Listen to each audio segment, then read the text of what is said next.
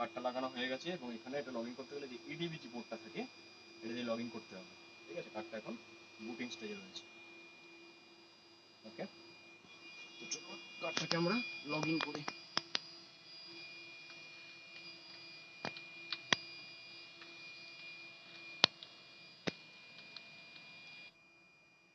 এই যে এটা কানেক্ট হয়ে গেছে, আইডেন্টিফাইড নেটওয়ার্ক দেখাচ্ছে। ঠিক আছে, এখন এখানে আইপিটাকে আমরা চেঞ্জ করতে হবে। আইপিটা আমাদের দিতে হবে এখানে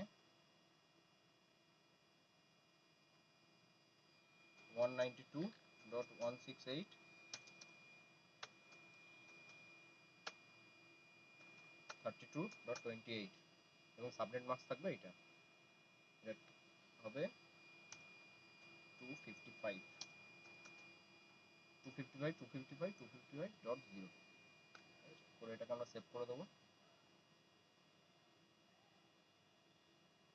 এখন কাজ হচ্ছে আমাদের এখানে দিতে হবে 192.168.32.27 এবং এটাকে নিতে হবে টেলনেট সিলেক্ট করতে হবে, করে এটাকে আমরা ওপেন করব।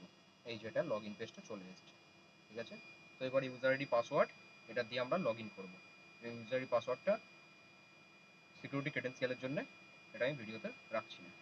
ঠিক আছে, এখানে কোনো একটা অন্য সাইটের কনফিগারেশন পড়ে আছে, তাদের কোনো অসুবিধা নেই, কোনো ডিলিট করার দরকার নেই। এখন আমরা আমাদের যে সাইটের জন্য দরকার সেই স্ক্রিপ্টটাকে আমরা এখানে রান করিয়ে দেবো। এই স্ক্রিপ্টটা অলরেডি আমরা এখানে তৈরি করে নিয়েছি এবং এই স্ক্রিপ্টটাকে আমরা এখানে পার্ট বাই পার্টে রোলটার কপি করে নেব। কন্ট্রোল সি মেরে কপি করব, করে এখানে গিয়ে জাস্ট রাইট ক্লিক করে দেবো, করে দিলে এবার একটা করে এই যে স্ক্রিপ্টটা নিচ্ছে।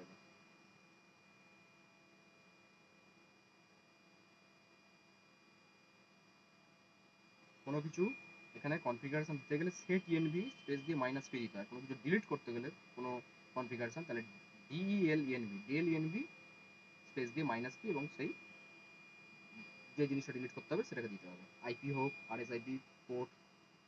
আর এটা মাথায় রাখতে হবে LMA3 কার্ড হলে সবসময় এখানে ব্যাকহোল পোর্টটা 0.0.0.2 হবে।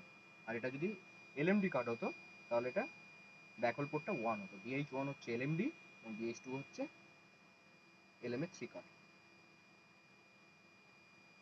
এখানে স্ক্রিপ্টটা